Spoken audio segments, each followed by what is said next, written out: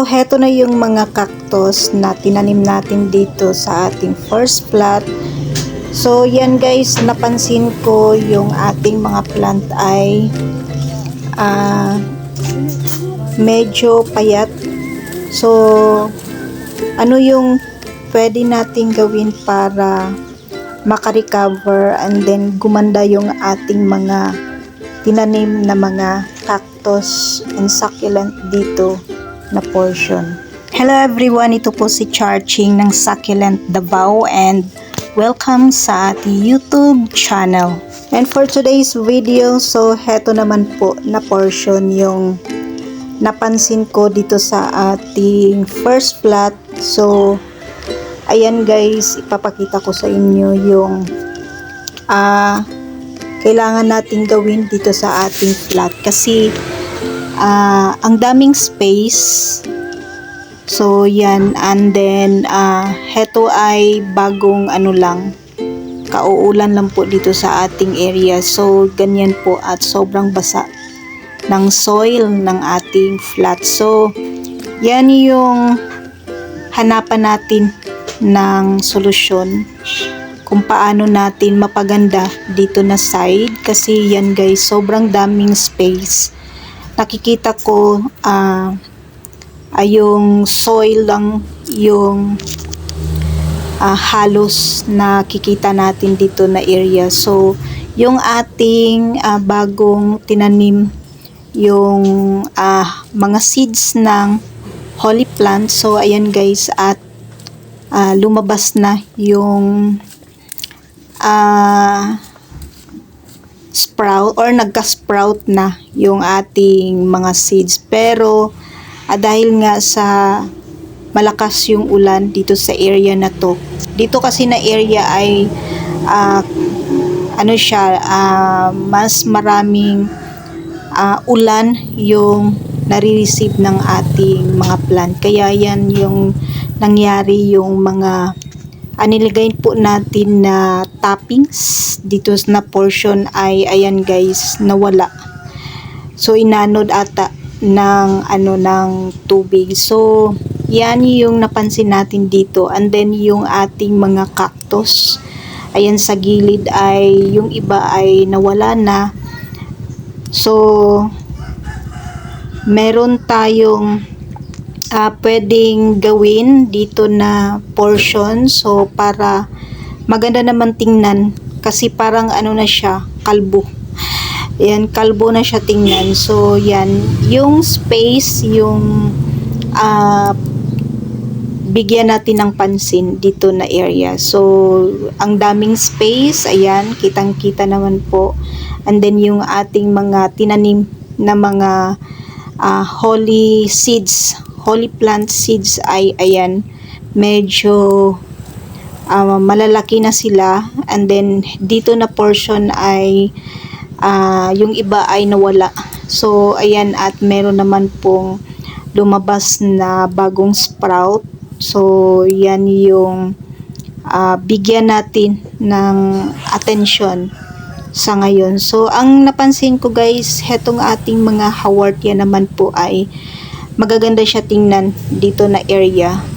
So naisipan ko na hahanap ako ng pwedeng itanim dito na area. So dahil nakita natin itong ating napakagandang haworthias and then ang dami niyang babies. So heto na lang po yung itatanim natin dito na area. So yan, at tamang-tama po yung size ng ating mga haworthias, ng mga pups ng ating haworthia. Ayan. So heto yung itatanim natin dito na portion. So yan, and then heto naman sila ay matibay na halaman.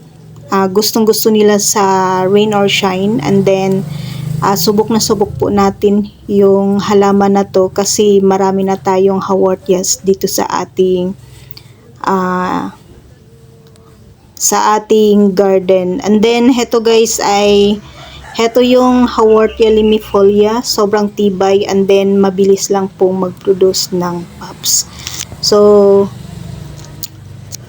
unti-unti natin siyang tanggalin dito sa kanyang mother plant. Madali lang naman mag-produce ng roots yung ating Haworthia. So, ang ginagawa ko guys, ikakat na natin siya dyan mismo sa kanyang soil. So, okay lang yan kasi heto naman yung ating Haworthias ay mabilis lang pong mag-produce ng roots. So, dahil marami naman po yung pups ng ating Haworthia. So, tatanggalin ko na siya lahat para itanim natin dito na portion.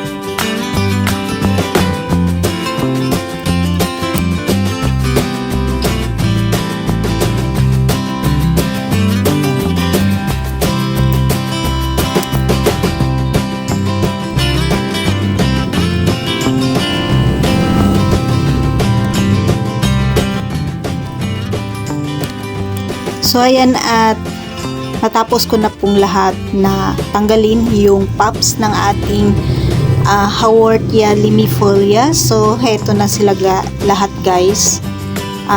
Medyo marami yung nakuha nating pups and then tamang-tama dito na portion at itatanim po natin yung ating mga nakuhang pups. And then ngayon ay tanggalan ng konting roots yung ating plant kasi madali lang naman mag-produce ng panibagong roots yung ating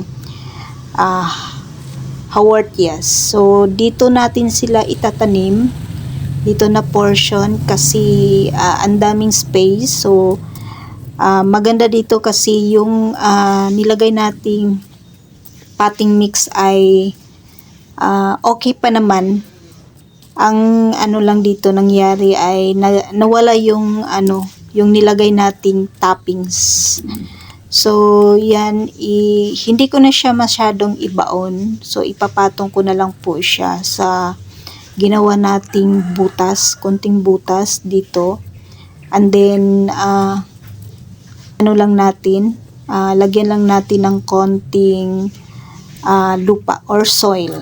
So ganyan lang kadaling itanim itong ating mga Haworthias. Hindi naman sila kailangan na talaga ibaon. So pag na yan, nakapatong na yan sa soil ay madali lang pong magkaroon ng roots yung ating plant. Heto naman po sila ay sanay na po dito sa ating area na rain or shine. So, mas gusto po ng ating mga plant na naka-rain or shine and then medyo moist yung lupa. Basta nakakuha po sila ng 6 to 7 hours na sunlight. So, okay na po yung ating mga plant. Huwag lang po natin silang ilagay sa shaded area kasi mabubulok po or magkaka-root rot yung ating mga Haworthia. So gustong-gusto po niya na nasa po siya, nakalagay po siya sa rain or shine. So yan guys, at ipagpatuloy lang po natin yung pagtatanim dito sa ating mga nakuhang pops sa ating mother plant na Haworthia limifolia.